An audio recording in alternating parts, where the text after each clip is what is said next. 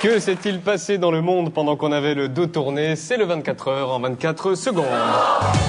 Vladimir Poutine est passé chez Casto parce que chez Casto, Ariane... Il y a tout ce qu'il faut. Angela Merkel est en boucle sur Nicolas Sarkozy. Camilla peut avoir le sourire, coquine.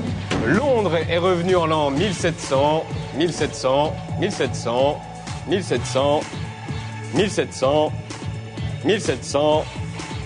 Ah non, 2008, 2008 et 2008.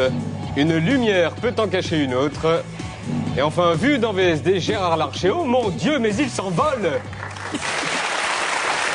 Et on commence avec le protocole incroyable du jour. Un bon matin, quelqu'un s'est levé et a décidé que par temps de pluie, la sortie du Conseil des ministres se passerait comme ça. Analyse, Hervé Morin, pas de parapluie. Yves Gégaud, pas de parapluie. Hortefeux, Santini, il se mouille. Bertrand, Bockel, pareil. Besson, pareil. Voyons Michel Alliot-Marie, elle a droit à son parapluie. Christine Lagarde n'aura pas besoin de son dossier, elle a droit au parapluie. Valérie Pécresse peut enlever sa capuche. Christine Boutin, malgré sa belle veste, elle a droit au parapluie. Vous l'avez compris, les parapluies sont pour les ministres femmes. Mais attention, aujourd'hui, nous faisons trembler la République. On a un scoop qui fait froid dans le dos. Attention, sortie de Christine Abbanel, qui est une femme et qui a donc droit à son parapluie. Et François Fillon aussi, scoop, le Premier ministre est donc une femme. Logique. Hier, Nicolas Sarkozy était à Antony, discours sur les hôpitaux, un conseil, rangez tout dans vos cerveaux. Il vous faut de l'espace disponible pour comprendre la phrase du jour du président. Tous peuvent dire non, personne ne peut dire oui.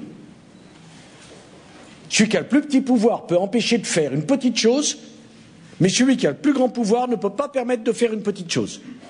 Le pouvoir de dire non, en fait, existe, et le pouvoir de dire oui, non. Parce que chaque pouvoir équilibre l'autre dans un mouvement de paralysie quasi générale. Ah, il y a un moment où il cherche. Alors, on va revoir la phrase du jour. Le pouvoir de dire non, en fait, n'existe pas. Existe et le pouvoir de dire oui, non, parce que chaque pouvoir équilibre l'autre dans un mouvement de paralysie quasi générale. Sommes-nous les seuls à n'avoir rien pigé? Rien pigé. Plus rapide que le petit journal qui ne pige vraiment plus rien. Voici les news. Hier, Bertrand Delanoë inaugurait le nouveau Forum des images. C'est tout neuf, c'est tout propre. Le maire est sacrément fier. Franchement, ça valait la peine. Ça coûtait cher. J'ai un peu râlé sur les dépassements, mais ça valait la peine. On m'avait coûté un max, mais ça valait la peine.